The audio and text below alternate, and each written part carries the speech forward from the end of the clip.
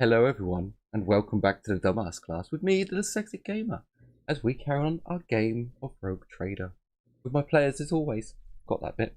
So, I'm going to take the session by the cojones to try and move some bits along. In the last episode, our group spent a day doing things in town. The day before that, they had looted and they had consolidated their power base within this settlement. There was some weird shit that happened with the moon, changing colours. The party have some idea of what that's all about, but they haven't got solid data on it. It's more speculation at this point. And they were able to convince the people of Izmir that this is good things, that the God Emperor is here with them, and so on and so forth. The congregation of Izmir has grown to a striking number of 4. It's 4 more than it used to have, so, you know. Yeah. They have extra stills, things are being put in place, but our group has to leave and go back to the furry nation for things they have left to do there. They do have a new cart that the herd beast has been connected to, so you guys can actually move a little bit further on plains and open terrain. You are a little bit slower in the forest, however, just to keep that in mind. I'm sorry, Cray. I'm going to take control of your character for a little bit as you've had your breakfast and you see the miner is awake and the blacksmith. You go over there and quickly put in an order from them. You're like, right, I would like, if you know of any igneous stone, I want some igneous stone, some blocks, if you can make them, maybe about 37 or so.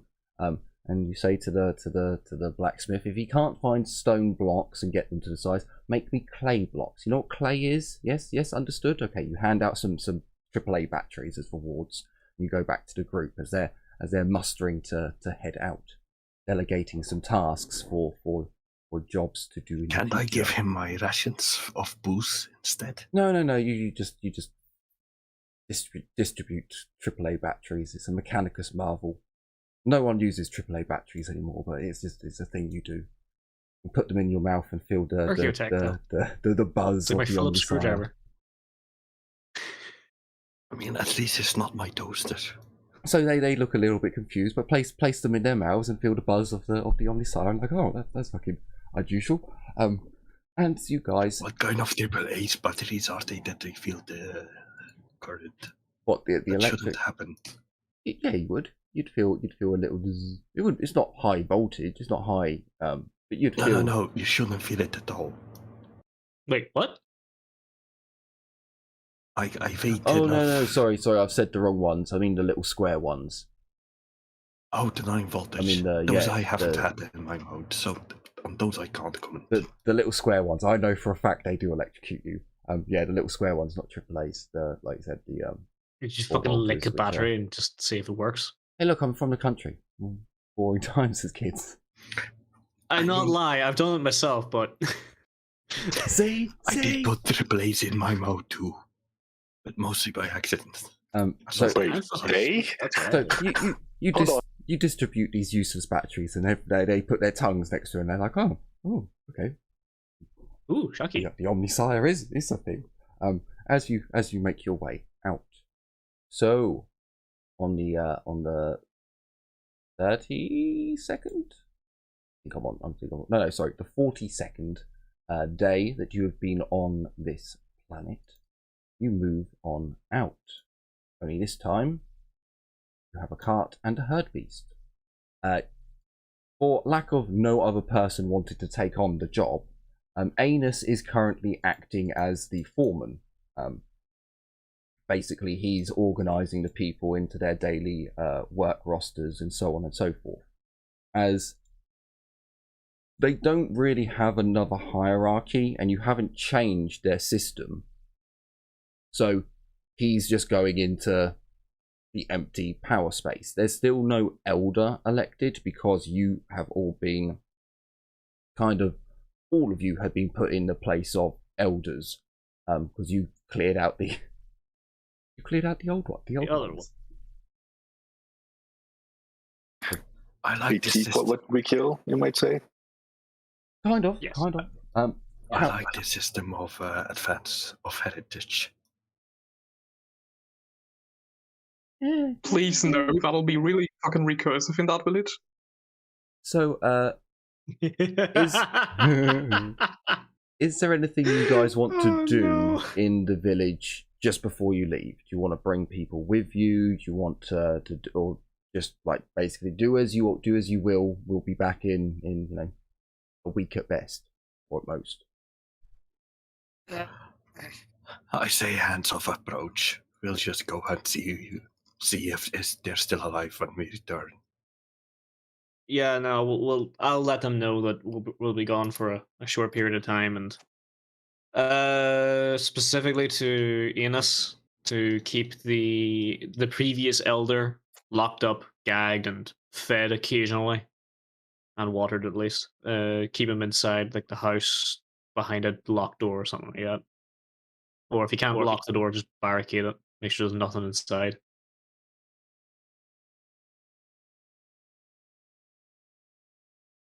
Sure. Occasionally feed the guy. Occasionally.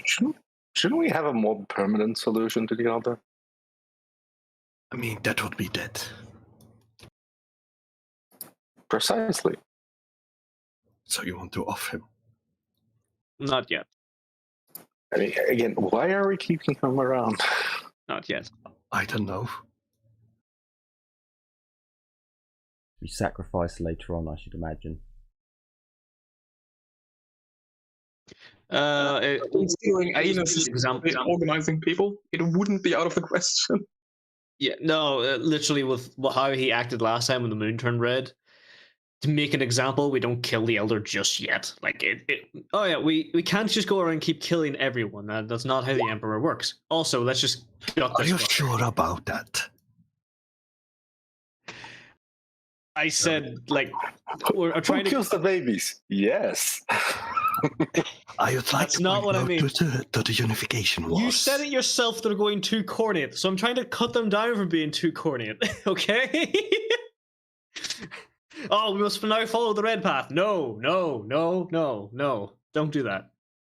Pray, you could just like make a wheel with a stone attached to it, like in Conan, and just be like, yes, the old man must work himself to death. Only in work will he find.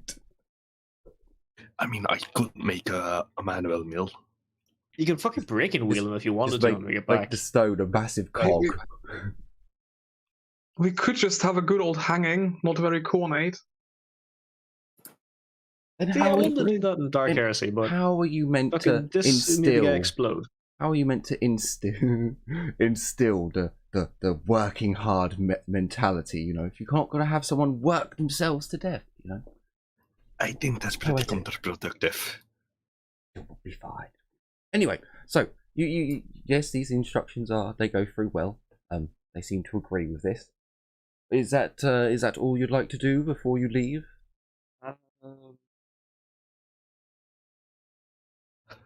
I guess. Okay. I'd like to give my congregation some prayers as homework. I'm going to load the things that I do need Cray to look at as well onto the cart. So, the Voxcaster and the Volt gloves, as well as some of the generic Architect tools. The Chrono works, doesn't it? The watch does. The other stuff doesn't. Yeah. It needs to be looked at. No, that's fine. So yeah, I show him like, oh look. No, sorry, I pull out the pocket watch and go, look, it works. I know what time it is. Flick it back, put it back in my pocket, and then like I've got all this other shit we can look at too. But I know what time it is to the microsecond. Just so I'm clear, we got to the village, we took over the village, and we're leaving in the same day, or has it been a day? No, It's been a day. It's been a day. You went to sleep. Okay. You guys went to sleep. You spent a day drawing a circle in the sand. Everyone else went and did other productive things. And we do heal 1 HP per day, right? Yes. yes. Okay. Oh yeah, that's Yeah, right. so it has been. If you want, I can heal you. No, you can't. So you can No. if you spend all day, Cray, just by her bedside, maintaining, doing. Oh, I forget the word now. Extended care. Extended Extended care. Thank you. But otherwise, it's one per day. Or unless it's heavy or critical, then it's a little bit different.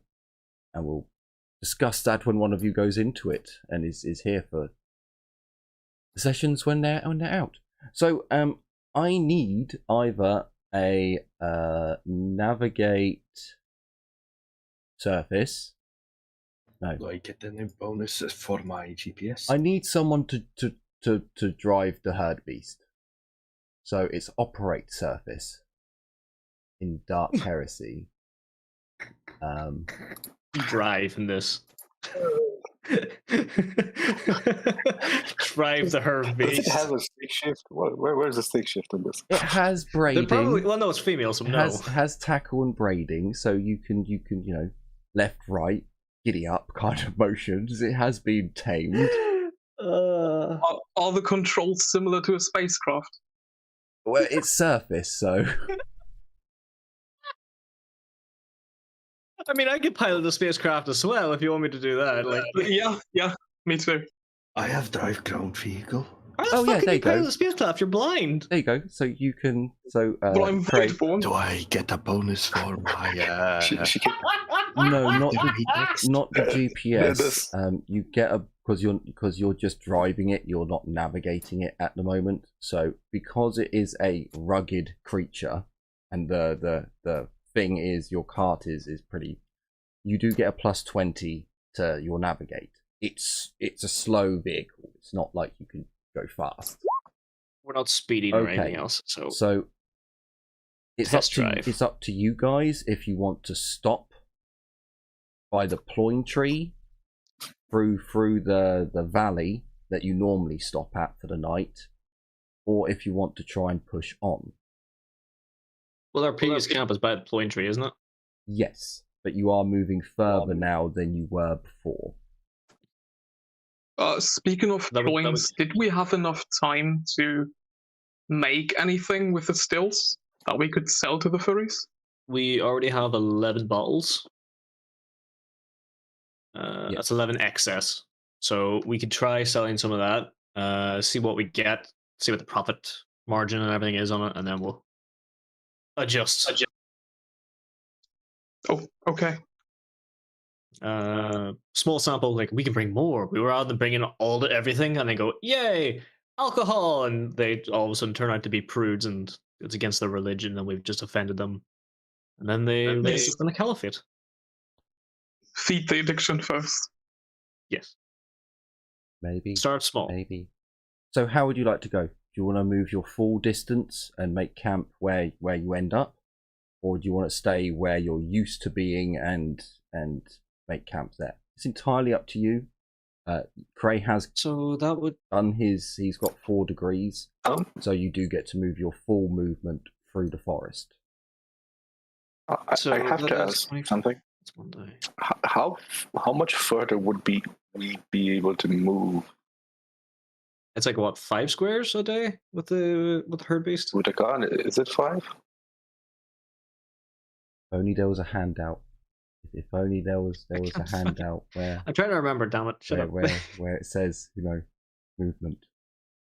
That movement. It would be crazy if there was actually a handout with things written in it. Art and herd. Oh, 56. Ooh. Jesus Christ, we can get to there, like right beside the Sanctum. Or we can get to there.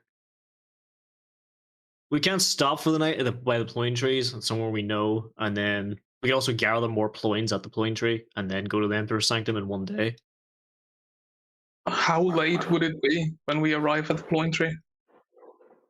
That should be, judging from previous experience, especially with the speed of the herd beast. If we're leaving in the morning, we'd probably be mid-afternoon, like 3 o'clock, 4 o'clock. We'll have evening, then night, or an evening, early night, and then time to sleep. If I'm correct on that, this? Pretty much. With the successful driving of the herd beast, you can move your full movement through the woods today, so you're not slowed down, if that makes any sense. So Yeah. your normal movement, if you're moving along the plains where it's not interrupted, you could say that if you're leaving at 8 in the morning, that by 3 squares, 4 squares, it's about midday, depending on how well you've travelled. I will time this, so I will actually take out the watch when we decide to leave, or the chrono when we decide to leave.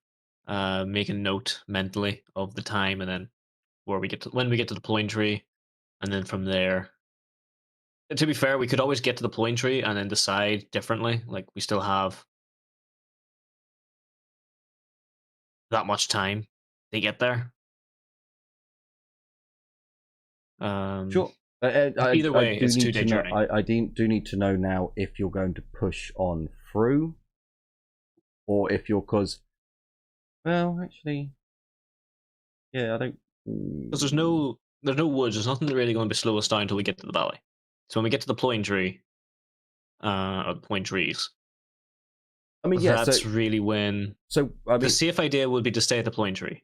When you head off, and then carry on the next day with the herd beast, you're basically moving at.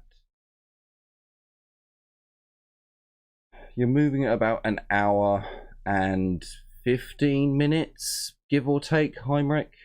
Because by the time that you've got to the end of the valley, and you're coming into the area where you're camping before, and the plane tree is just a few meters away, so forth. Yeah, it's about an hour and 15, an hour and 20 that you're currently traveling, and when you look up, it's about midday. As you look into the forest, though, you would speculate that it would take you longer. This is where the successful drive test comes in. You'd think that it would take you longer. I mean, Craig can tell you that he's calculated a route somehow. The herd beast seems eager and knowing that it can make it through. I mean, I do have a map in my head, so. Well, so here's the issue with that. You kind of don't, because where's the data telling you what the world is like?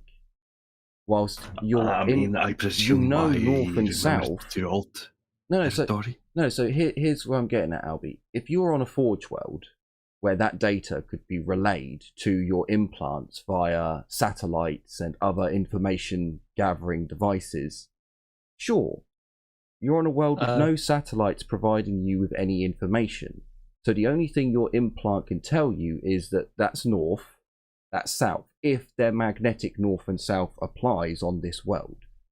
It doesn't on every world.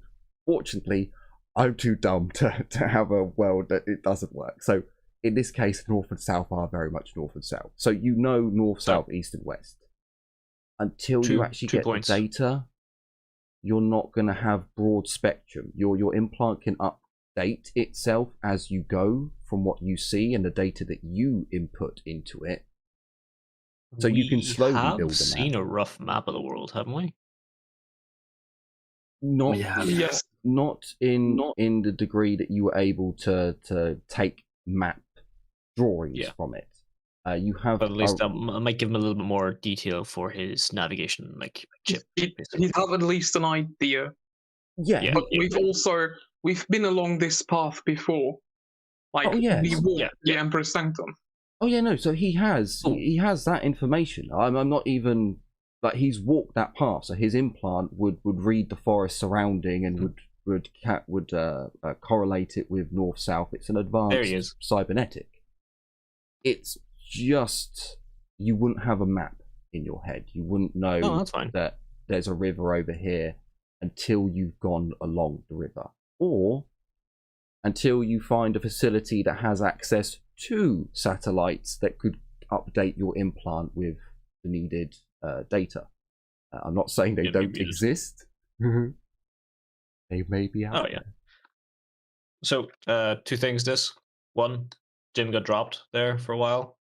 And 2, Albie's new nickname is Tom Tom.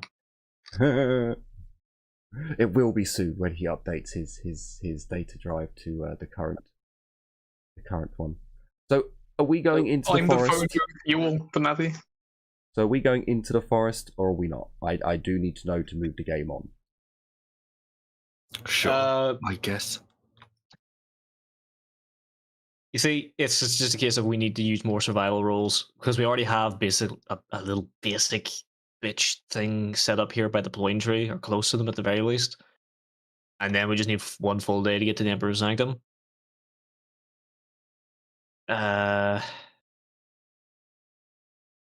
If you guys want to go straight to the forest and set up like here, this region here, sure, I'll be up for it. But well, last time we got lucky and met furries along the way. Yeah, and we also got unlucky, and those furries got attacked by the evil furries. Well, we might run into furries again. I'm pretty sure they should be patrolling around the area, shouldn't they? Yeah. Okay, sure. Why not? Is this still about staying in the previous place? This is about whether we want to stay by the pine tree or just head straight to the Emperor's Sanctum. We have 56 miles we can move in a day with the what do you call it? With the herd beast and cart. And Tom Tom's whippings of the herd beast.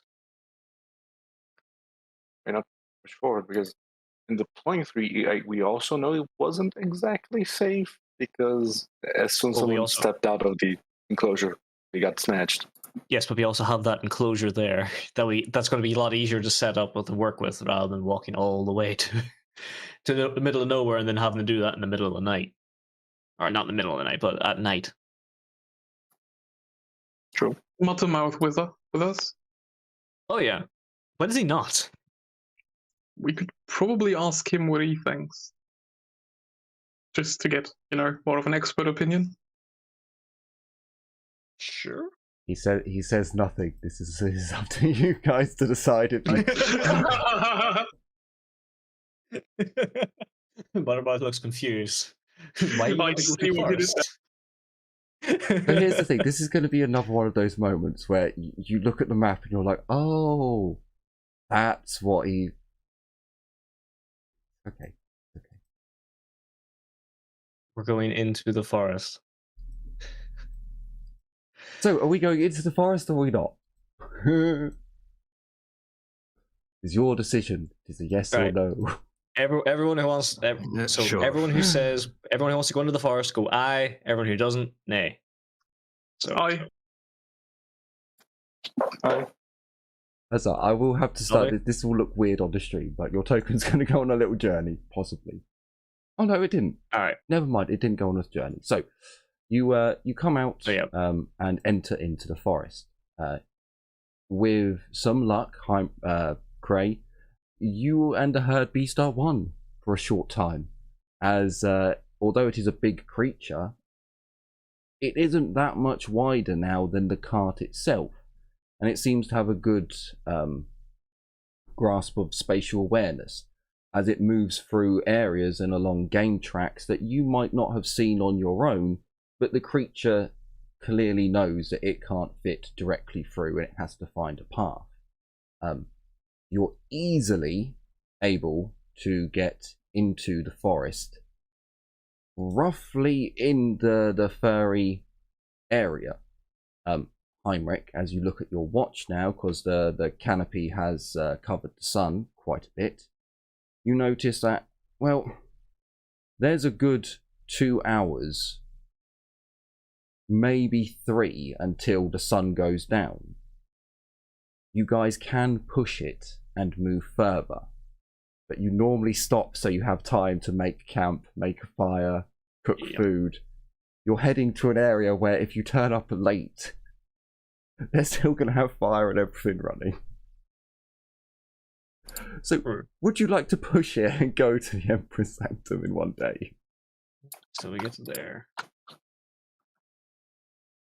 24 miles. Hang on. Because it's because if it's... Oh yeah, to pass the valley, don't you? Yeah, you got to pass the valley. You guys are 1 square off. So if by the time you get to the ploin tree, it's about 12 o'clock. Well, another 3 squares, where it's going to be about 3-4 o'clock. Roughly 7 o'clock is when the sun goes down. 7-8 o'clock. So you can push it and do further, but normally, if you don't know where you're going, you'll need time to set up a camp. Don't you have a stab light unit? Yes. I do, but I don't know what it does because I can't fucking see. No, you were told last time, I think. I think you showed I haven't shown it to Clay yet, but I could do so while we're on the way. I thought you showed it to Heinrich, and he was like, "It's a torch." Did I? Yeah. I'm pretty sure you did at the end of this, like right at the end of the session. It's like, look what I got. And it's like, I got this. It's like, oh, a torch, cool. I'm pretty damn sure we had this conversation. I don't know about the UV setting on it because you don't even know about the UV setting because you just see the torch go on and on. Oh, and sorry, Basically. Albie, they're just gonna go and get you some igneous stone. You don't know what stones they are. They're just gonna get you some igneous stones and turn them into blocks so you can build a blast furnace. Gotcha. Or they'll make some clay bricks if they can't find a stone. So you said don't get stone that's crumbly. It must be strong. And you hope they don't get flint. So yeah, I don't have a lot of confidence. Do you want to push it and use up all your time? You basically arrive at night at the Furry Nation. If this is a group decision, I would say no, because not all of you can see in the dark. And there are still those creatures. Well, no, we have a stab light. We're pushing it, and we're going to see the fires of the village. And you're entering, like Cray knows from his implant that you've entered the furry territory. Like it's not going to be far until you start seeing their sorry, loud car outside. You'll see their manicured parts of the forest, you know, where they've set up just fruit trees to have the best sunlight, and where they've set up areas to grow healing herbs and things like that, you know, a manicured forest or a working forest.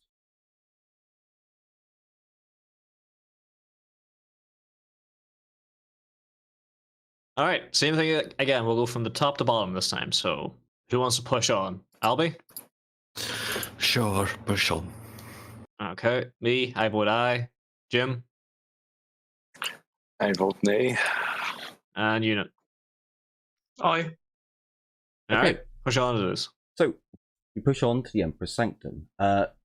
As you know, you get much closer, the light really drops, and that's where Abby's stab light comes in very handy. As probably hand it off to Heinrich because he can actually use it. As it illuminates the path. Is it on yet? Yes, it is. Don't worry. It lasts for a couple of hours. Well, actually, Heinrich, roll me a 1d4. Oh. Yes, roll me a 1d4. Ooh. Okay, so it lasts 4 hours that you know of. So no, two Wait, hours. Doesn't it keep going? It does. Eternally? It does, but all glow sticks, glow globes, everything have a time limit, and it's rolled on.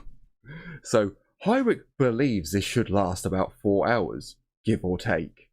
So if it starts lasting for like 20 hours, he's going to be like, Neat. But it says it never needs to be recharged. Yeah, but you don't know that. That's what I mean. Yeah, I don't know. Oh, I just think it's okay. another stab light. With a standard one, you'd have to replace the batteries. So he's just he knows that, right, I've turned it on, I've looked at my watch, I know what time it is. It's the ancient ritual of checking the batteries. You just lift it up to your ear, you give it a little shake, pray to the ominous sign. All right, I think for 4 hours. No, this is where you take it out and you lick it. If you get the buzz of the Omnisire, it's live. I'm not licking the battery. All good tech for slowness. So, the path is illuminated for you as you make your way. Because of the foliage, it does get darker quicker. So you're using the torch sooner. Now, you do hear strange noises coming from the surrounding forest. However, it's all very distant. The noises around you are just more small game from what you can make out. They're very small noises, insects, so on, birds, the like. Whereas you do hear some more louder growling sounds that come from the surrounding area out of the furry nation, the Fetid nation. I'll stop calling them furries. But you do arrive. It is late as you come into the Fetid's, the Emperor's Sanctum. The Fetid Sanctum. The Fetid Sanctum. The Muttermouth runs out in front of your little caravan and announces himself in the furry's tongue, the Fetid's tongue. And obviously the guard is let down and you guys are allowed to enter. The herd beast is kept off screen for the moment because I didn't copy and paste it over here. Soon Raccoon, can you control yourself and the screen, please? You have one job. Quiet. So yes, the cart is left out. You can enter if you would like. When you enter, you do notice that the numbers are a lot lower than the last time you were here.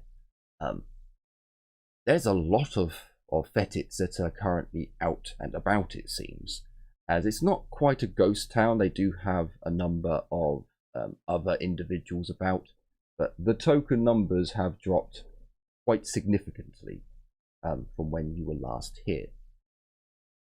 As you make your way into the town,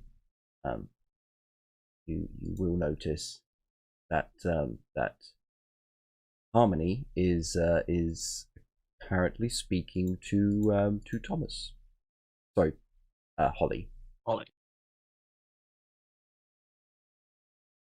Okay. So the young apprentice. All right, can we? Let's kind of approach nice and slowly. Kalindra, you're gonna have to get flanked. So, I'm gonna have to get what? Blanked.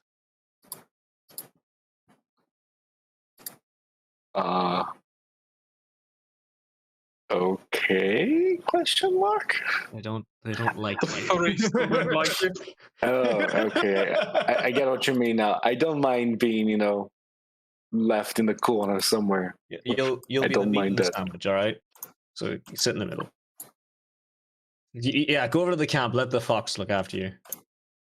So I'll be close by. Sorry, I'm a little bit too far away. Whilst when I'll you come remove in, the helmet as soon as we reach the town. By the way, when you That's a good point. when you come in, the furries do take notice of you. The Fetids do take notice of you. Whilst they, especially the hyena clan, they do take extra notice of you, but it doesn't seem like they have the numbers to actually do anything about it. You don't get flanked by guards, but you do feel as if you're under watch at the very least. I imagine Muttermouth's wife would probably give you a wave, but meh. Yeah, why not? If I see a bunch of hyenas just dead staring at me, I'll just blow them a kiss while I'm walking. Please don't. Look, man, I'm a Drakari. I'm meant to be arrogant. We don't need any half furry, half elves running around. Could you repost that image? Not gonna happen. The Figure Out Kalindra one? Yes. Okay. So, you can hear that they are talking in their language. However, the Thomas does take notice of you all, and he gives you a little nod. And Holly also stops and acknowledges you, but continues talking.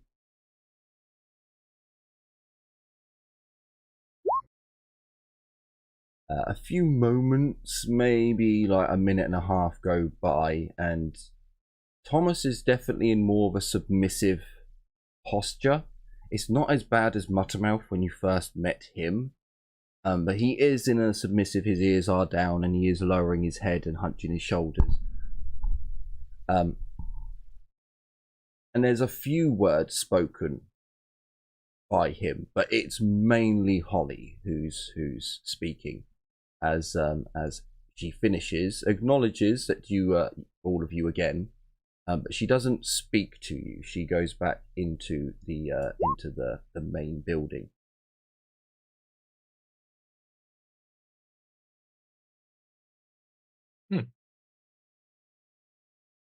Oh yeah, that one. Hang on.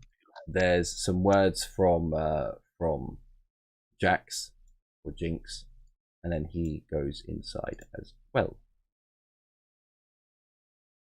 Did she seem pissed? This is the talking down to Thomas after someone told them. She was speaking with authority, but she didn't seem either angry, sad, happy. It was more of a boss talking to someone who is being disciplined, basically. Okay.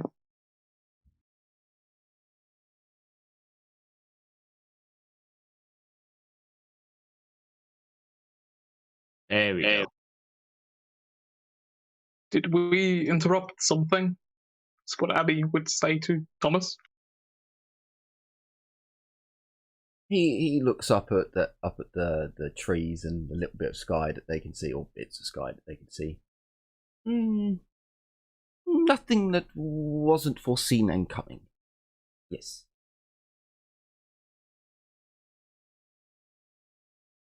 Ah. So, I realize now. I see. He kind of shrugs. Things are as they are. And right now, nothing can be done. I do you aren't being punished too harshly. Depends on your opinion. I think not, but would rather not do either. What's your punishment?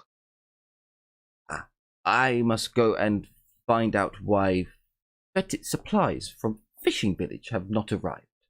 They very late at this point. Do you have to go alone?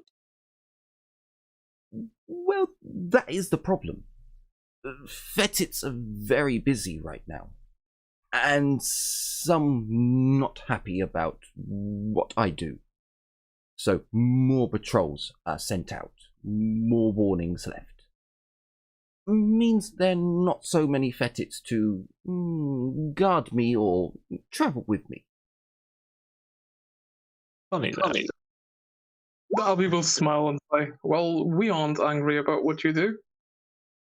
Perhaps we might tag along, if you ask nicely. You ask nicely. He cocks a sly smile.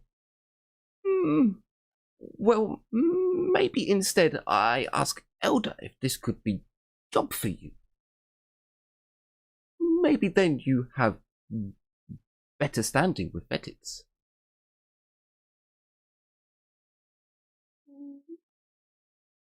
Maybe.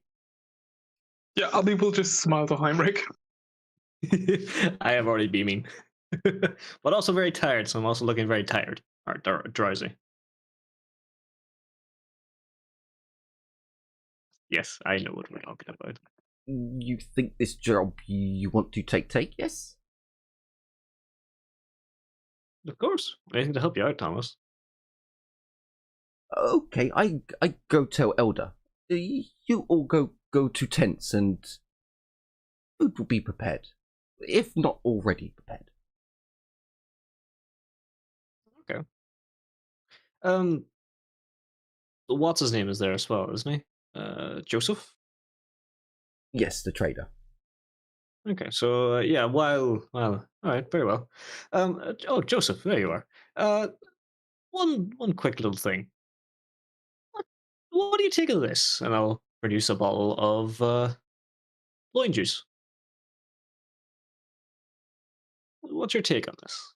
What do you think? So you pop the cork, pour a little out into a cup that they have. You will notice, Cray and Heinrich, they are using kind of, it's not advanced cups. They use seed case husks, and they use horns and all the rest of it. They don't really seem to use pottery, glass, or anything like that. At least not here. Some of them have metal army cups, but they're very rare. So he fills up, pours a bit into a horn, I guess. Has a sniff of it, and I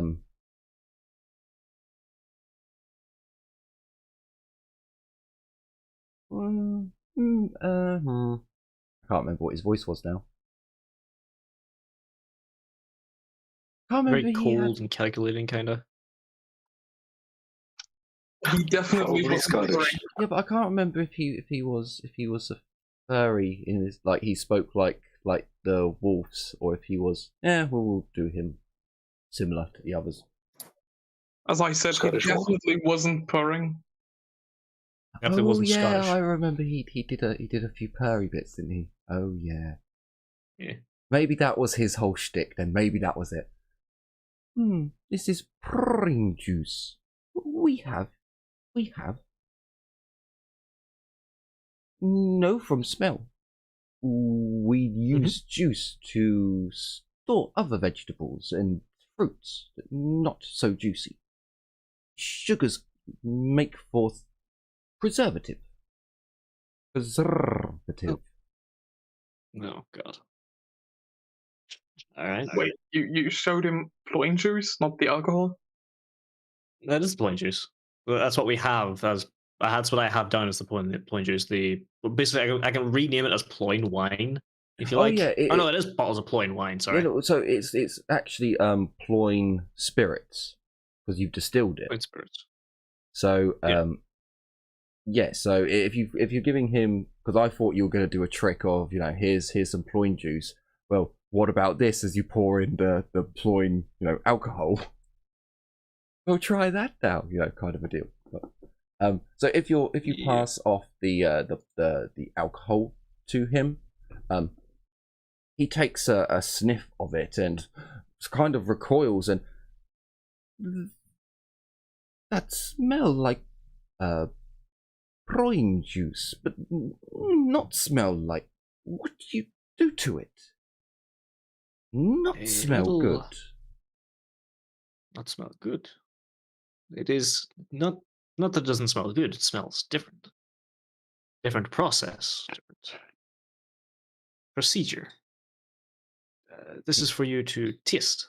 He sniffs further away and smell like thing Thomas used for medical things. But maybe you take it away and you give a sip and to show him that it's in here. Okay, all right. Well, he takes a. I'm not poisoning you, so I'll have my own cup even. Probably still have a horn from when we were at the settlement. Sure. So you have a sample as well, and he takes a sip and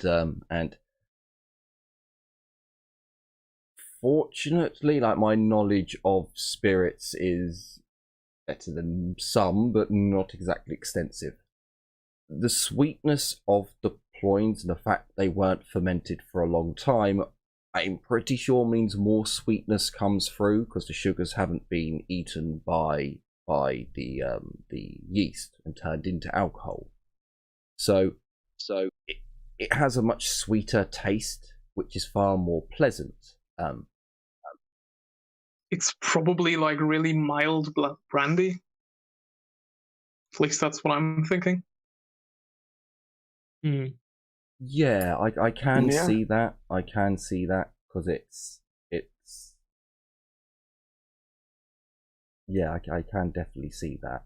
So it's an odd spirit in of itself because it's 40k. We don't actually know what it tastes like, but it's sweeter than what giving someone like a shot of vodka would be. So he takes a sip and he doesn't look happy. Like, he doesn't look particularly pleased because obviously he drinks it, the alcohol burns, and there's a little, cough, and he's not quite sure about it. But with most alcohols, and I'm gonna take it, the Ployne has at least a pleasant-ish aftertaste, a fruity note to it.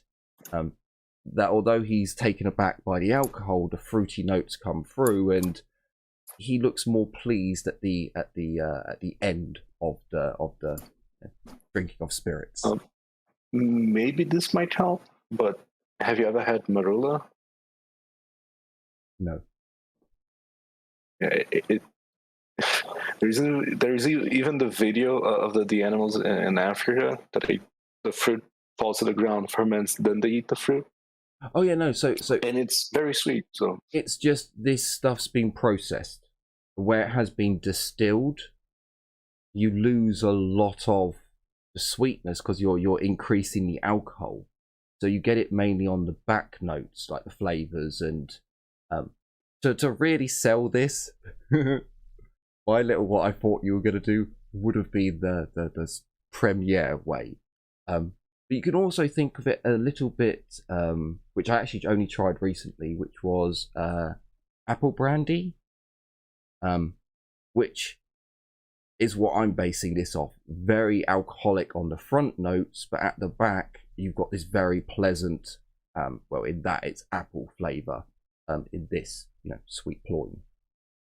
So it's new.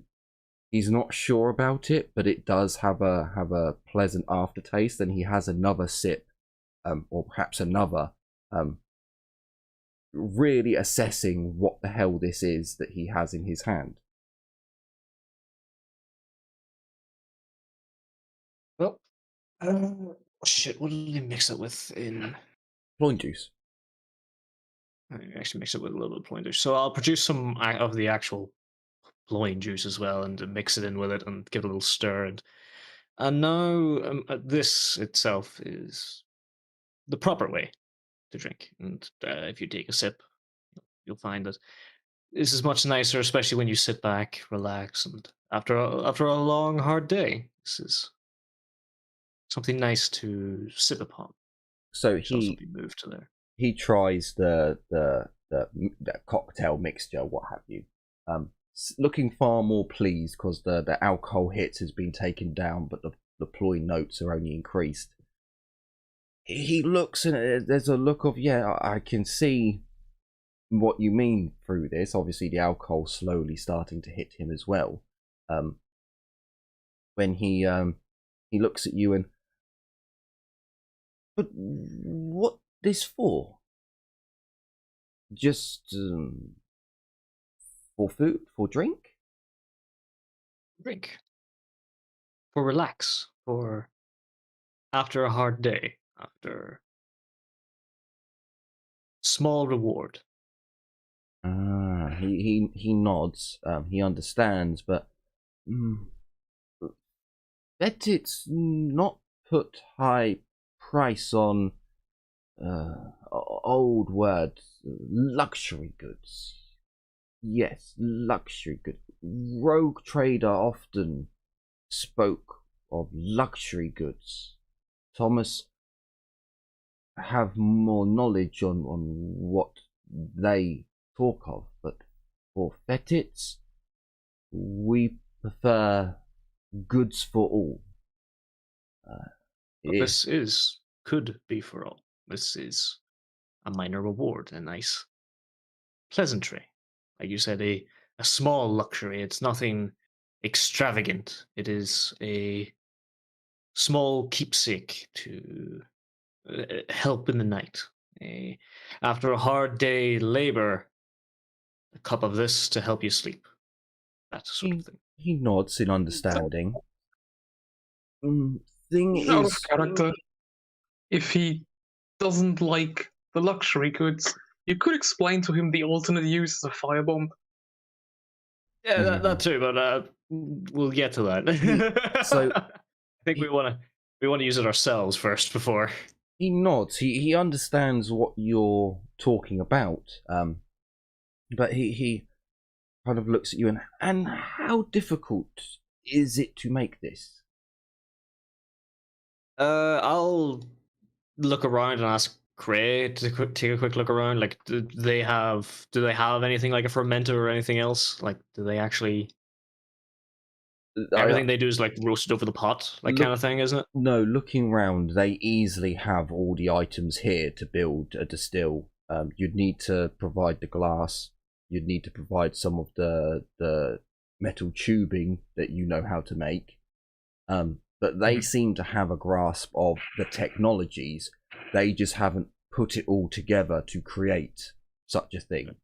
Or if they have got alcohol knowledge, it seems to be, from what Joseph said, that it's medical alcohol. They know of it for sterilizing wounds and cleaning things, perhaps, but not for drinking and celebrating. So he does like look at you, and if it's difficult to make, then it will be cheap here. We not trade for luxuries, not high price. If you want normal goods, we can trade, but valuable things, this not be priced highly. You understand? Or priced highly. Think about it. Well, if you don't really seem to care too much about luxury goods, there is no point in you knowing how to make it then, is there? I only ask for No, you ask for process. Yes, for processes and to know if it is difficult to make. If you only have small amount, I'll show them the rest of the bottles. Like I can produce this. Me and my people can produce this just fine. We have the time, we have the resources, and we have the material. So what he's trying to get across, and I'm trying to get across, is they'll accept it. They're happy to take it, but they're not going to price it highly. It is a good that is for downtime. It's not really for an essential thing that they need for their people to survive. So it's not going to be priced highly. If that makes sense. Don't get me wrong. No. Alcoholism is a cruel, addictive thing. Oh yeah. Who knows if there's a black market for it later on? But right now you're not going to get the best exchange rate basically for your alcohol. But they will take it. The thing is, would I be able to bargain for a basically equivalent exchange, where the number of ploins we took to make it, or at least a majority of the ploins it took to make it, to actually in return, that kind of stuff? In the bartering process, it's just so that you know you're not going to be getting great prices for it at the moment. No, that's fine. So we could explain to him that it's still able to be used to disinfect stuff. Like it hasn't lost property. Well, no, but it needs to be refined further for that, which I'm not saying they can't do, but if you're trying to sell them this, they don't have really. They have the materials to do it. They just don't have the process set up. Like it's going to take them time, effort, and energy to build the refinery, or not the refinery, the machinery to refine. They also need the idea. So from what you know of their culture, at the moment they have an archaeotech facility in the north that provides them with shit. From the visions you saw that they have, incredible, well, Cray was sparking over just the amount of stuff that they have there. So for all you know, they hit a button and a machine much like yours just pumps out goods for them. So they don't have to come up. They don't have to put together all the necessary items to create an alcohol to distill wound to clean wounds and stuff. They just have to go up north. So that's why they haven't had the ideas to put this stuff together and experiment, because mostly they don't need to experiment in their daily lives. Things were taken care of them. The Archaeotech, rather. So if you want to trade... sound very, very similar to pre-collapse humans now. They're getting used to all of the easiness, the pleasantries of the Archaeotech. I mean, give It's them a still few hard years fucking and we'll have world. another Mechanicus. They're a little bit... probably. But they're a little bit better than like what Mars was, for example, because they have a planet that they can get food from, rather than having to rely on machinery to get their daily needs. But yet all processed stuff, if the Archaeotech provides it for them, they don't really need to go into that many areas. They're just filling out the areas that the Archaeotech can't provide. So growing food, getting material, and that's pretty much it. They do some experimentation in their downtime, like Thomas likes tinkering. It's in his DNA to tinker and fix shit. The hyenas have it in their DNA to go out and scout and do, so they do shit that's in their DNA that they were basically designed to do. But apart from that, it's not really for pleasant stuff, for alcohol. But what you will get is, so the ploins that it took to make each bottle, you'll get half again in price. So you'll get, I think we said it was 25 or 30 to make the 10. I can't quite remember. No, it was 20. Because you went from 90 to 70. Shit, I can't actually remember. Well, I see. Yeah. My brain seems to be... I don't know where it pulls this shit from, but it happened to because, be... it went from... And then you made some ploin juice. Cray made some ploin juice for him to drink. So it should be around 65, the number in your notes, wherever they are. No, we have 50 points. I think we gave some ploins to the villagers. Yes, because we made a double batch, basically. Because we have 50 still in the party supplies. Yeah, so you made a double batch. Yeah, so that would make sense. We made a double batch. One that's got plentiful for us to take around and use as so it's 20 goods, and then as well for everyone in there. So it's 20 ploins for 10 bottles, which is a miracle. They're huge things that release all this. We'll just go with it. We'll just go with it. And it's been just never mind. So they will basically give you for 10 bottles of they'll give you 30 ploins. So you're making sorry. Yeah. So you're making 10 ploins for every 20 that you're investing. So there is profit to be made, but it's not a massive amount if you see where he's coming from. It's still a fair bit of profit, but it sounds like they're not going to be buying it very, very frequently. So that's fine. If they want to... I'll tell you now, we all know what alcohol's like. These people are just coming into contact with it. I'm trying to be a little bit subtle about it. I'm not going to fucking outright say, like, oh yeah, we're going to get them fucking hooked on this shit. So yeah, this first 10 bottles is going quite cheaply, even in your eyes. The profit margin for actually, if you were to make it imperially, to pay for the labor and everything, you're like, wow, it's tiny. But then you realize everyone's working for free. You like this world. We don't pay for the labor anyway, so. Well, it depends. Kind of do, but we don't at the same time. It's dependent on the world and the VAT size. So you've got a deal there. If you want to mark it down, that you can get 30 ploins per 10 bottles. So you're basically making a ploin a bottle. Is there anything you want? If you want, you can trade that straight to a straightaway trade now. You've already kind of agreed to go with Thomas, so if you want, he can hold on to 30 ploins for you until you'll get fresh ones to take away with you, if that makes sense. Yeah, that sounds good. So since we have 11 here, we'll sell the 10 for 30 ploins.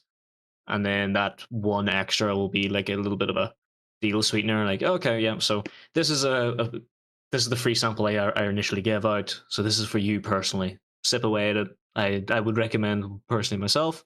I would have a glass a night, maybe just to chill out from to relax from a long day, especially as we travel the woods every fucking day or so, every couple of days. So that one is specifically for Joseph, and then Sure. the rest of them I expect are going to be disseminated among the tribes at some point. Sure. No, he understands it's for it's for a special at the end of the day. Blah blah blah. He takes it. He basically gives you an IOU for 30 ployings for this many bottles, so you can trade it in whenever you want. And you realize how late it is. You bid him good day, and you go off to have something to eat and to get your head down. You will notice, however, that you do hear the pop of a cork as you're sat there, digesting your food, maybe wishing you had kept a bottle so that you can all have a drink. And in the night, you just hear this. I have got a bottle. I should do it, but I can't bother. Yeah, you hear the pop of a cork, and you think to yourself, "Heart has begun." I have a smile on my face as I settle into the bed. Or the what do you call it? The tent. So Yeah, the tent. the morning comes. So essentially, because you pass the test, you don't get fatigue. You pass the handling, the driving test. If you tried to push on, it would have meant you guys were literally pushing through the jungle, and so you didn't gain any fatigue. There is a risk to pushing normally, but because you're coming into home territory, I completely forgot about it. But again, you're going straight to sleep, so it's not really a problem. But you wake up the next morning feeling much more rejuvenated.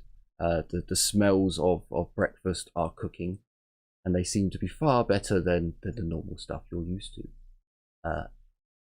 As you all wake up and come out, you do see that Thomas is sat round the fire. The recaf pot is growing.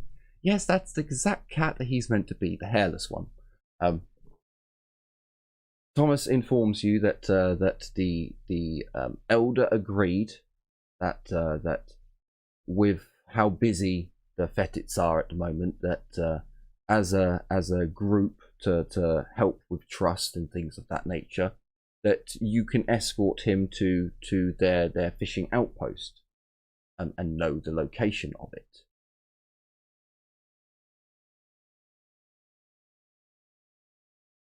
Hey.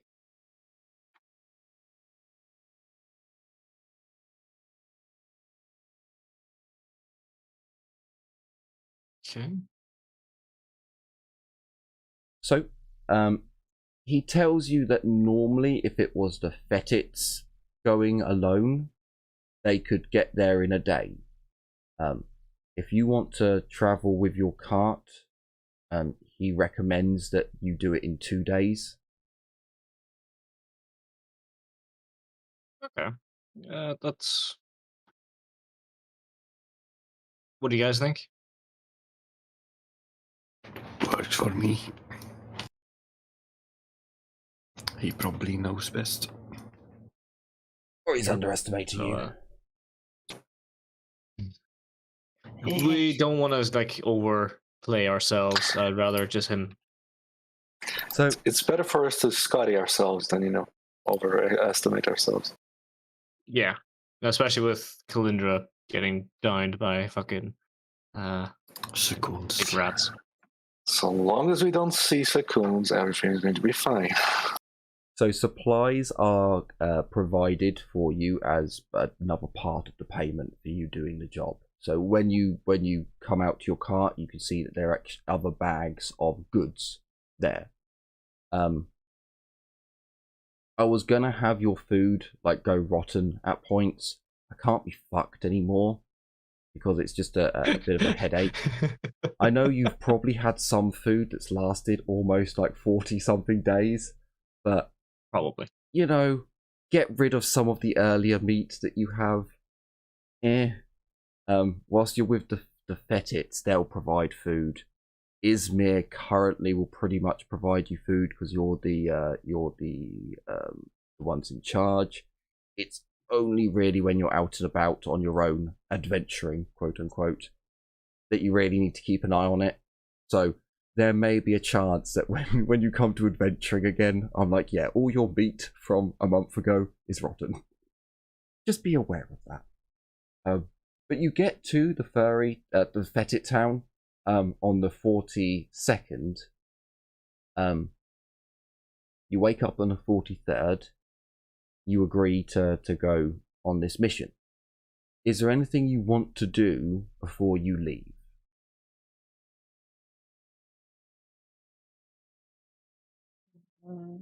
Probably ask Thomas what's, the job about. Oh, you can ask him that on the way. It's specifically anything you want to do in the town. Not that I can. Doesn't really come to mind at the moment. Is there anything you guys want to do? Say, I think we do have poison and medicine we could sell to the trader. If I remember right. We could do a little subtle game of dance with Thomas over the materials again. You do have stuff that you can trade with. If you want to talk to Thomas about it and have a plan with Thomas, I recommend doing your trading on the way back. If you want to go off and trade with the trader right now, you can do that. I'm not stopping you. It's just if you want to deal between Thomas, to back you up, probably not ideal to do it in front of the trader or anywhere near his furless bat-like ears.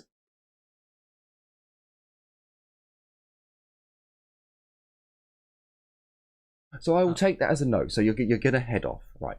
So you will get to the outpost on the 34th somewhen. Craig, can I get a navigate? Operate surface. Can you give me two tests, just so we'll do one after the other? Any bonuses? Plus 20 for the creature that you're currently driving.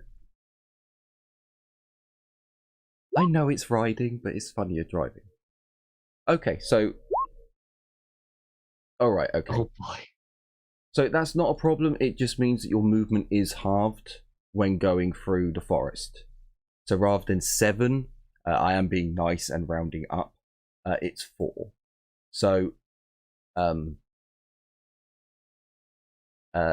Thomas is very much correct on his estimation. You're gonna get to the fishing village on the about 7 o'clock. Craig, Heinrich, you would know the time from your chrono. So as you're making your way along, you can talk to Thomas, and when you bring up the medicine, he obviously wants to see it, and you produce some, and he scrutinizes it and gives you a knowing look. There's a I know, I've seen medicine like this, and you show him a few other bits, and he's like, He clearly understands that you have access to either this stuff is from off-world, or you have access to a place much like they do up in the north. He's not going to say it, but he gives you that look, Heinrich, of a knowing trade competitor who's like, I know where you got this from, you sneaky bastard. But there's no enmity. I know where you got yours there. from, you sneaky bastard. There's no enmity there. It's clearly that good trade, like, you sneaky bastard. Well done, well played kind of look. I just have a smile. And he agrees that if you bring up, about it, it seems easier for you guys to produce this stuff than them going all the way up north. And he nods and agrees with you that it would be beneficial if some sort of trade arrangement could be made. And he definitely sees the benefits of providing his support for the group of Fetits, as long as you prove yourselves to be trustworthy and so forth, that he seems complete sense in, well, why should we go all the way up north when we have allies who we can trade with for things?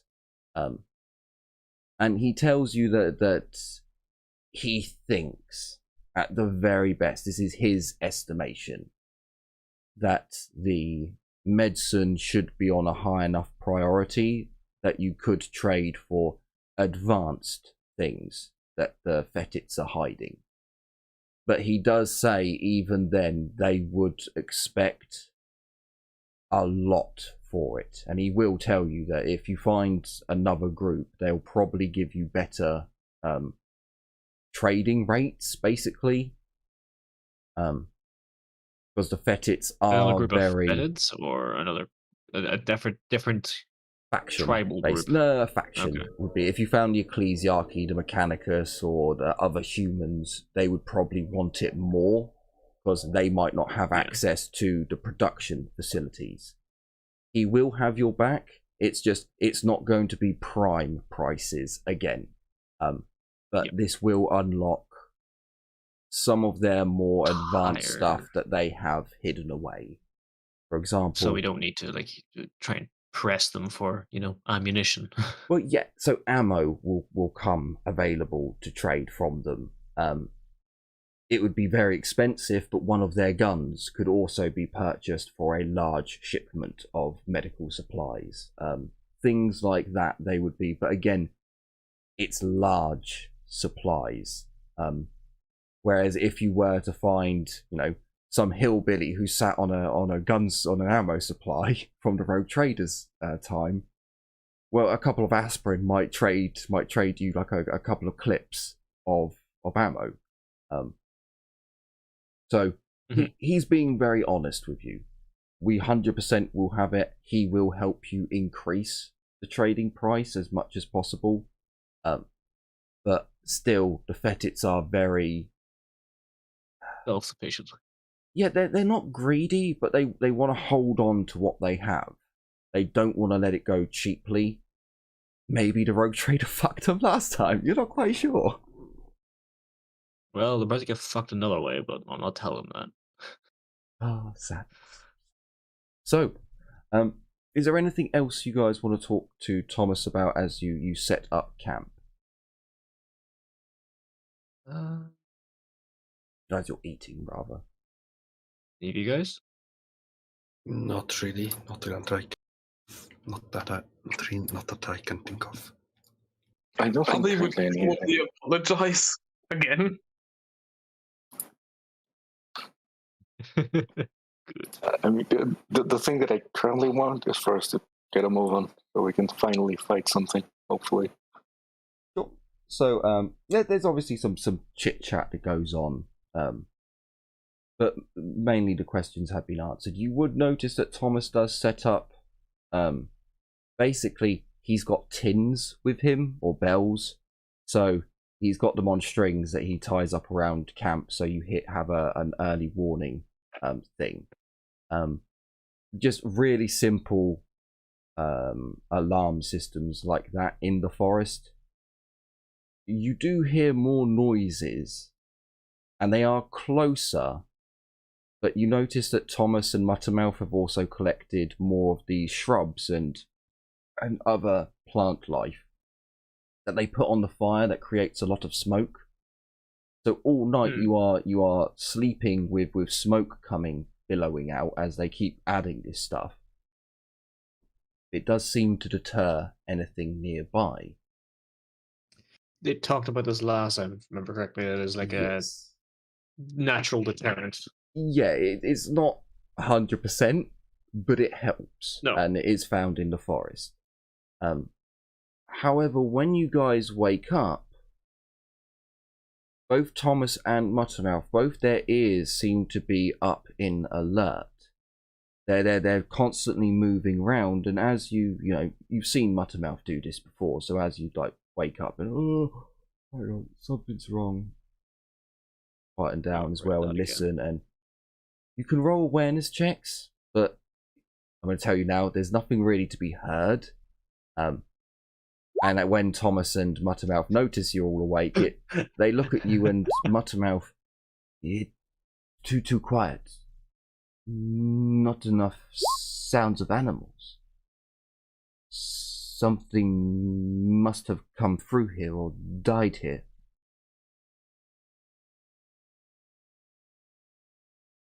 That or close by here.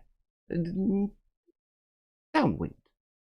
They sniff Well, I actually the air. gave myself a -10 because, you said hearing didn't apply. No. It is for hearing, not sight. So you have passed. So yeah, you don't hear any of the normal sounds of nature. There are no birds tweeting. There's no sounds of animals. And they begin sniffing the air and not sure. Something smelled off, but too far away. Not mouth. Too far, but something smelled off.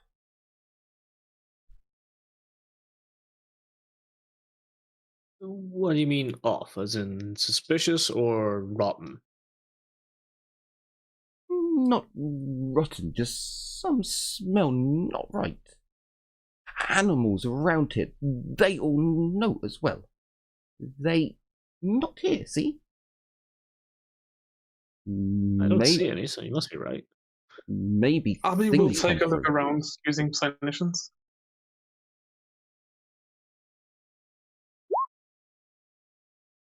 Nope. Not sure, but we should move on, but just cautiously. Okay. So you've already done your movement roll for this turn. So although you move on cautiously, you do get to the fishing village. We'll actually, because I completely forgot to bring you over to the map, I will make present. You can roll awareness checks as you get closer, and Thomas and Muttermouth will be giving more indicators that they smell something. Something's not quite right. It's coming from the fishing village, isn't it?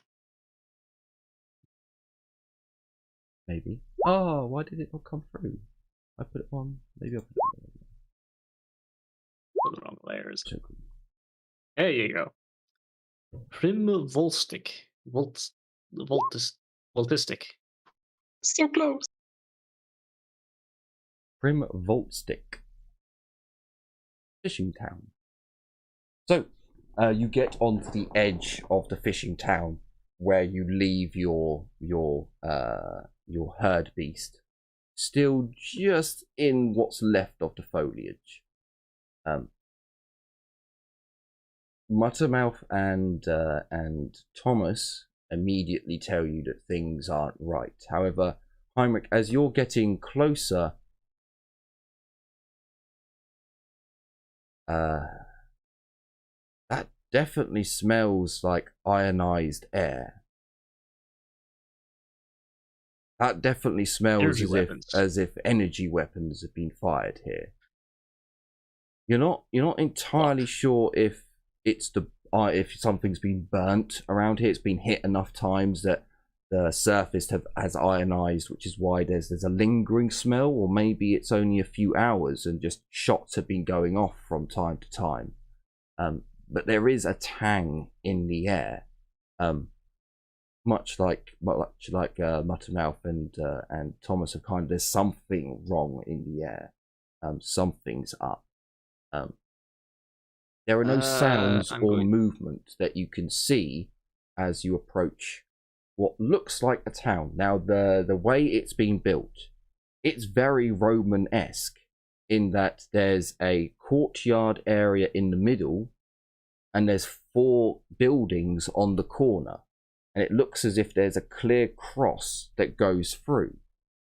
You're still at more than enough distance that if you like, you're looking from extreme range with a rifle, so you can't make things out clearly unless you have binoculars or a scope or an augment. But you can get a gist of the layout. It looks as if there are other ruins further to the shore. Like, it looks as if the shoreline had more buildings in, but they've been destroyed or fallen to pieces, and it's only the buildings further back around this courtyard area that seem to be still in one piece. I'm gonna take the chain sword out and at least hold it in my hand, keep it nice and heavy. So Abby, as you look over, everyone's pretty much seen the same as what I've described. Sorry, I'm just going to use your awareness, Jay. So many of you passed. I thought it was a shame to not carry these ones over, so you might notice something. So Abby, as you get closer, and again, you're now, yeah, no, that's ionized there. That something's been. Although your sense of vision is very different to the others, when you peer over, the warp shows you something slightly different. Whilst the buildings do block and obstruct your view, as your group is moving over, so you're trying to get more of a view down the crossroad, the open part between the buildings, to see what's in the square, what's going on in and around. You pick up that there are life signs in the middle. You can see the heat signatures, or the warp essence of their soul. You can see that whilst they're not clearly visible for the rest of the party, at the very least, maybe if they really, really squint, because you can see that it looks as if they're in a fountain, or they're in something stone. You can see that there's a natural image, but there's something living on top, and you can just make out the shapes of ears and of a tail, and you're pretty sure there are fetits in the fountain. And for Kalindra, you don't see 5 degrees of success. You don't see anything different from the others, but more of your battle sense, your innate alertness for bloodshed, for combat has happened here. You know the aftertaste of a raid. You know the aftertaste of fear. It's faint. It's faint. It still lingers in the air now that you're close enough. The terror of something raiding.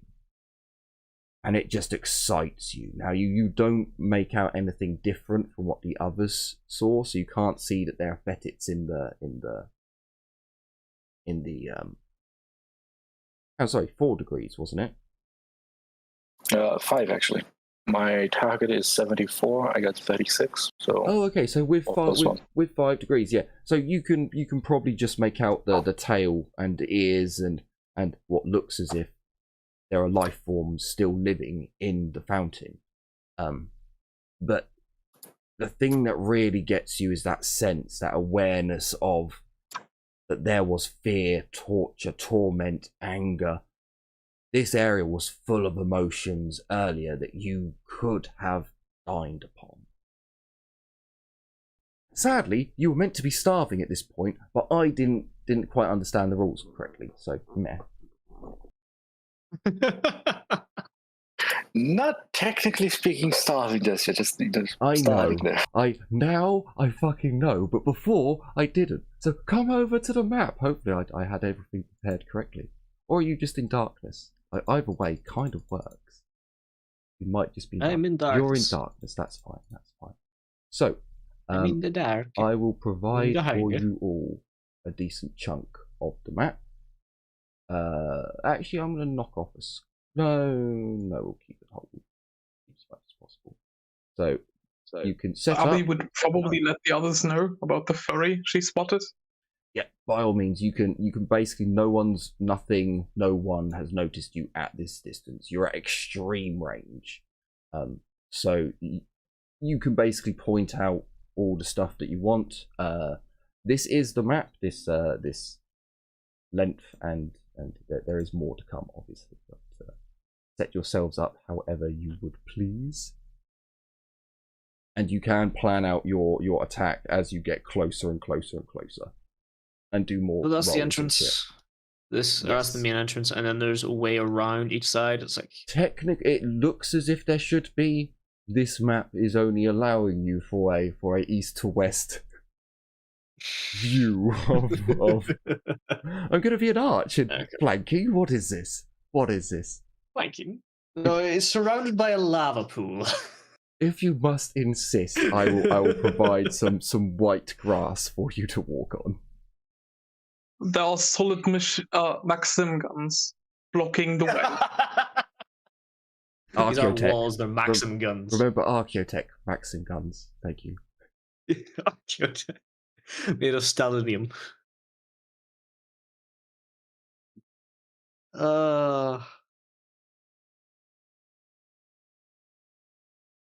Alright. Any chance some of you want to do sneaky sneaks? And some scouting? I'll do silent move. I haven't spotted any enemies yet, so I can't. Well, so you're going from extreme range. So this is like in some case hundreds of meters. So you've got plenty of time to walk up closer and go, okay, well, let's do another awareness, let's do another Cynician, yeah, this, that, and the other. I'm gonna slowly approach. Like I'll slow down their approach, and those that want to listen to me. Like the smell of ionization it sounds like the Dark Kin, or whatever the fuck their name was again. Shadowkin. Crazy. Shadowkin, that's it. Sounds like it might be part of them. I'll try to move as stealthily as possible forward. Do another awareness test. So the sad thing is, I don't actually know where where Thomas's sheet is. I know he has a sheet because I made one for him. I don't know where it is.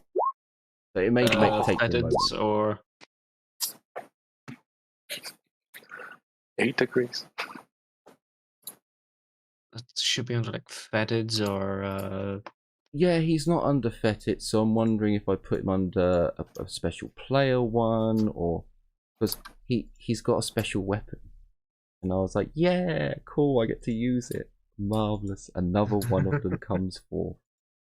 But maybe I put him under mutant? Well, my stealth would be sensory deprivation. So I'd make myself invisible for other people. But I can't really do that if I don't see them. Oh boy, okay. Can I... I mean, they can still hear you depending on how you're moving, so be careful. Yes. But they wouldn't see me. Oh yeah, but if there's a crunch beside you and you look and there is nothing, either it's ghost, which is, very bad for, primitive people, or there's something there that should be something there, shouldn't it? So for now, I'm just going to use the Bestial Abhuman's character sheet. I can't find his.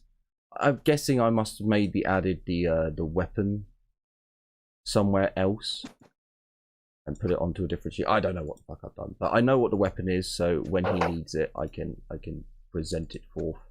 He is just an abhuman. Oh, hang on, wait a minute. Oh no, he may have to share Mutter Mouse one. Which ones? Oh yeah, no, he'll share Mutter Mouse because he's meant to be ranged, not melee, and Muttermouth is also meant to be ranged, not melee. They can share. Where do you put grenades? Oh yeah, it's melee. It's ranged. Read weapons. He has fucking grenades. Alright, I'm putting my fucking filtration plugs in. What kind of weapon is he using? He pulls forth a slingshot and stays behind Muttermouth, looking worried. Yeah, he's He's a slinger with grenades. Last gun. Oh boy.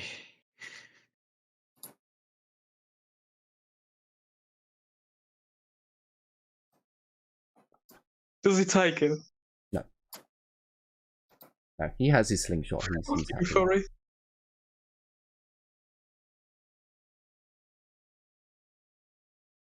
Oh boy.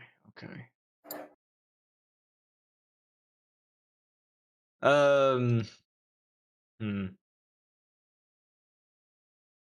Right. I want to hang back, like I said. I will be on the approach to the actual village that way. I'll do an awareness test just for looking around, but I'd rather wait until I hear back from the. Oh fuck that. I'd rather wait until I hear back from the dynamic duo up ahead. Yeah. Abby is just staying on cover. I'm also Going keeping out an for stuff. overwatch. I have 2 degrees of success on stealth and 8 degrees of success on awareness. So hopefully I'll see whatever sees me. Hopefully I'll see whatever sees me before they can see me. Because 2 degrees of success on stealth, not that big.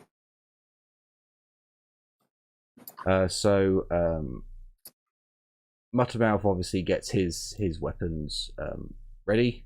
That's right. I think that's right. So Muttermouth gets his bow ready. So it's the slingshot where it's a V. I was pretty sure that's a slingshot, and you fire like stones. Oh yeah. Thomas prepares his slingshot. It looks as if it's an advanced slingshot at the very least. Like, it doesn't look like it's made out of stone. Sorry, doesn't look like it's made out of wood for firing stones, but it does look as if he has marbles in his hand or his paws. It's like composite material rather than. So as you approach and you do your awarenesses, let me double check from where we are going from. So Kalindra, you silently move up to the building. It's at the building that you can hear the slight sounds of whimpering and whining. For Cray, who moves up, you two can hear the sounds of whimpering and whining. As you look into... Right, moving up? Oh, sorry, Abby, rather. Sorry.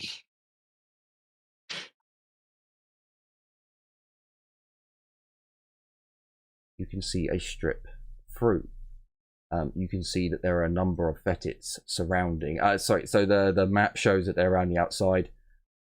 They're meant to be in. I just didn't want a map that's fucking humongous for no reason, just so I could fit them in the. Yeah, so they are in the fountain. Yeah, you can see a group whimpering and whining and making noise. As I come over to here. Let's click on another thing. So for as you move up quietly, for some of you, Kalindra, you make out that there's extra fettits. You can hear the noise. You're like, okay, well, I can see 3 of them, 4 of them, 5 of them, maybe, but I can hear that there's a couple of extras. Cray, you basically can see the same from where you are. Heinrich, you don't see anything else. Neither does Abby, other than what I've said. Your Psyniscience tells you that there are no psychers in the area or no psychic powers being used. However, Kalindra, you do notice someone comes out of the side of the building. He lights a glow stick and then goes back. Oh. I don't think I have sign language that the monk I can understand. And can I assume that this is just 3 meters? Yes. If so, I'm going to look at Abby and I'm going to try to whisper, kind of, to her. There are multiple things over there, and I saw a shadow king or whatever, shadow kid. Well, you know, it looks like one. Oh boy. So she can send the message back because I know she can do stuff like that. Sure. If you'd like to all roll your initiative, if you've got nothing better to do.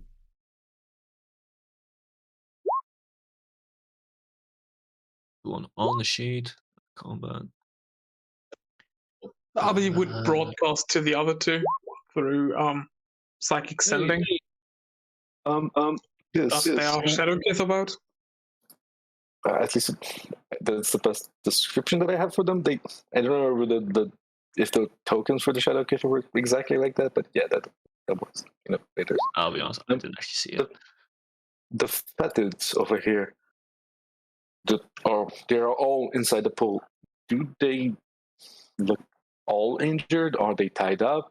Can I see that? Or so you spend a few moments as the word is getting passed round, and you think that a couple of them rise up a bit, and it looks as if they're covered in blood. Like you can see scarlet red fur appear every now and then, rusted in other areas. Maybe one of them reaches over an arm, and you can see that their arms are bound and leaves a bloody handprint across the stone as they don't have the energy to get out, leading to whimpering and whining.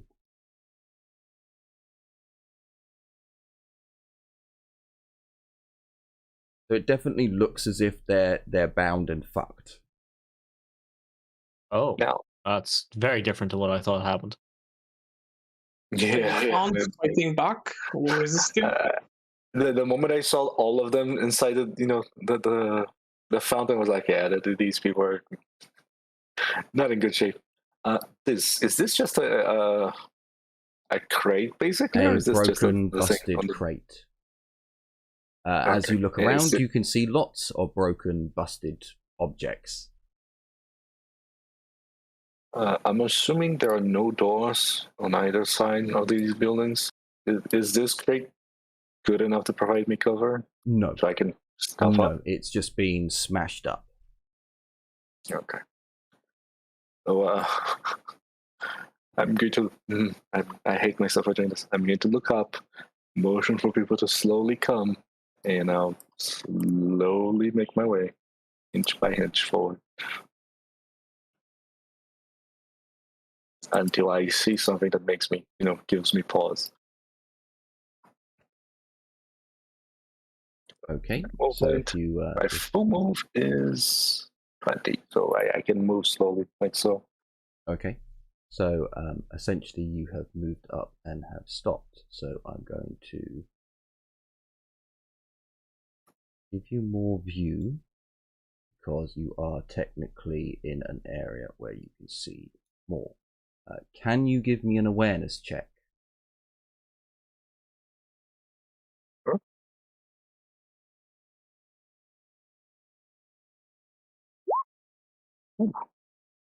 That is 7 degrees. So, with 7 degrees of success, as you come in, Kalindra, you are given a much bloody motorbike. You're given a much better area of view.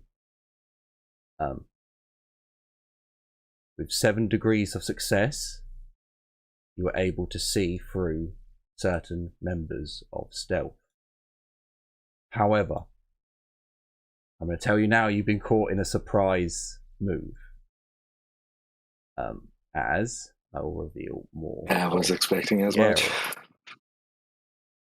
So, I will reveal the characters that your awareness has revealed. So, need to go on to a different layer. Oh, hang on. Yeah, that layer. So, I've got to select that. So, you are able. You haven't rolled initiative, by the way. You are able to see this character.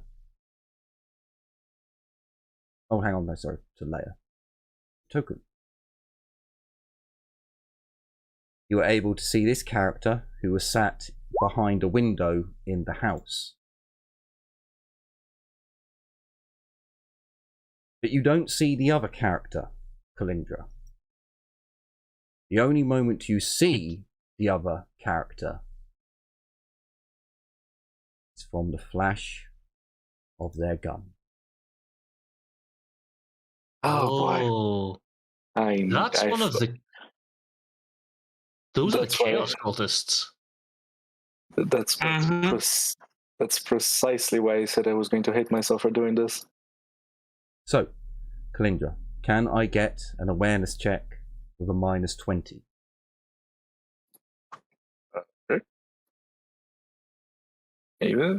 This is for surprise. This is to give you a reaction before. Now, the others are actually out of range. They're not in range of the character's attack. Surprise. Come on. So you guys do need to roll, but you're not in danger at the moment. Ooh, actually, would my paranoia help or give me any bonuses? I believe paranoia does give you a +10, but you'll have to look up the rules for that, or it gives you a re-roll. I can't quite remember. Paranoia, I believe, is actually a secret roll you have to do. Yeah, it's a secret roll for the GM to test my perception to notice hidden threats. Yeah. Okay, so I will give you a roll now, and I'll let you know. What's your target number for a success with a -20? With a -20, 54. Paranoia is one of those ones you have to like write down and remind yourself at the start of every session. Yeah. So Kalindra, just before the shot is fired, you notice a glint and the tap of glass as the barrel pokes through. You are not caught by surprise. Oh, thank you, paranoia. And thank you, this, or whatever the voice in the sky is. Thank you, voice in my head. Let's go with that. Okay. Can I dodge or jump back?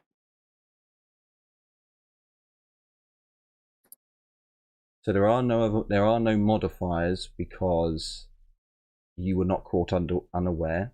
There are no negatives because the weapon was braced and positioned in the position to be in.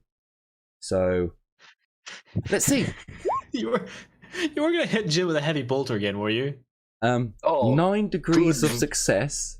Can you please roll dodge and get 9 degrees of success, please? I don't think I'm gonna try to dive for cover. So dive for cover is how much? +10 or +20? +20. We'll use Dark Heresy rules for now. Shit. Oh, I think 8. That's 9 degrees of success because it's a success. Because my target would be 94. Or sorry, 95. Is it 95? Hold on. Dodge is 74. No. It's 94, my target. And I rolled a 15, so that's 8 + 1, so 9. So 1 hit. You are incredibly lucky. 1 hit. We will see how... that's... 15. Fortunately, 10 of 0. However, this is a advanced weapon. So against your primitive armor, it only counts as half. Because I have to do a bit of math because I'm wearing the bone armor, which it gives me +2 everywhere, so it would be 1. So it'd be 1. Yes. I have the shield, which gives me +2. I don't think the shield is primitive, is it? So here's the issue with that. Geddy, you'll have to help me here. Because Jim was only hit with 1 hit, is that 1 to the body, or was he hit by the last one, in which case we calculate where in the hell it goes? I believe it would be up to you whether you want it to be the first one or the last one. No, we'll go with the first one because it's easier. So from now on, this is how it will be. If you dodge all the attacks and one of them goes through, we go with the rolled one. Because I don't want to work out 10 hit locations. I can work it out for you because actually all to hit, couldn't you? No, because it has. it does it for you. Well, actually, I suppose I could. You could do all 9. Or okay, yeah, so you could do all 9. It's 15 damage, but I will roll for. No, because it doesn't tell you the location for each hit. Oh, actually, it doesn't. It might do afterwards. Hang on, so we'll roll 10. This will be terrifying. I think for Rogue Trader there's a pattern. It's a pattern. So it's body, arm, head. I believe it copies after. Yeah, so body, arm, head, arm, and the rest of them go into the arm. Which arm though? Here's the thing: if it hits me either on the body, on my left arm, I would prefer that because I have more armor there. This is still going to be very bad because those are still, even though that's a single shot, even though it's only a single shot, it's still 15 damage. Yeah, like that's enough for me to go, oh shit, fuck that, I'm out. Not fuck that, I'm out, but I'm definitely going for cover. Yeah, I dive for cover. I'm thinking I'm behind this box right now, but are you still going to count the first hit? If it's the first hit, I take -7. I take 8 damage. Personally, I would say go for just the first hit for now because the pattern whole thing gets a bit out of control. It makes it a lot easier if I can just go, it goes to the body. Because it was the one that's come up. Yeah. It's the only hit that's hit, so we don't need to use the pattern to. So basically, Kalindra, as you dive away, the building next to you is just peppered with shots, but you don't dive quick enough as you kind of dive and turtle behind your shield.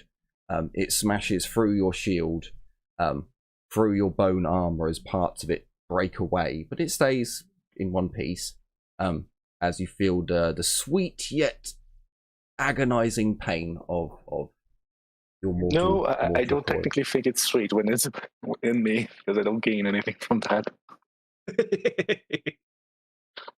Also, I'm now at 1 HP. And can I move half my move behind cover over here? Yes. Because, again, that sucks a lot. Oh, dear God. I don't have advanced armor. I wish I did. So, let me go. No, guys, have we got enough time to go into combat proper?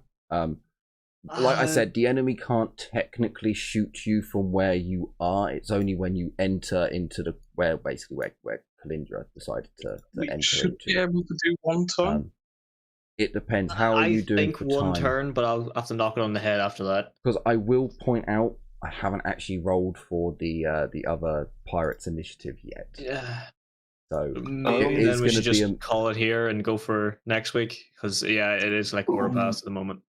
It is past my turn now, so it might be their turn too. Well, no, or is this still my turn? So this is the surprise turn. No, they got a surprise round. This is the surprise round. Okay. The only one who acted within that surprise round was the heavy gunner. She was the only one who was right on. When you see people, gun them down, and then we're gonna move in. So, the others aren't gonna act on this. The shooting is their alarm bell to let's move. But they did all conceal themselves in areas where they wouldn't be easily seen. So we can leave it for this session. So next session we can come back and do a full session of combat. And there's only a few of them. If the Emperor is with you, you'll survive this. The Emperor is with you, you'll survive. But my roll was pretty fucking good there. But so was Kalindra's dodge. So we will see. I mean, it's still a 2d10 plus 2. Potentially 22 damage in one shot. Well, 22 damage means it's a fucking Righteous Fury, so that's even worse. How many wounds did you get? Let's say it rolls 9 and a 9. It's still 20 damage. That's still enough to outright kill most of us. So we will see. We'll see what happens in the next episode. Actually, I do have to ask. We did sleep on the way here, right? Yeah, you slept one night under the stars. So, technically speaking, I'm not at 1 HP, I'm at 2 HP. Every little will count for the next episode. So it does. thank you all so much for watching. I certainly hope you've enjoyed this episode and looking forward to the episode to come. I nearly killed the degenerate this time. Next time, I will. She's dead. I'm having her. No more. We'll see. We'll see what Knuffles decides. So, certainly hope we'll see you all then. Thank you all so much for watching. Take care, and as always, bye-bye for now. Bye. See ya. See ya. Remember, run for cover.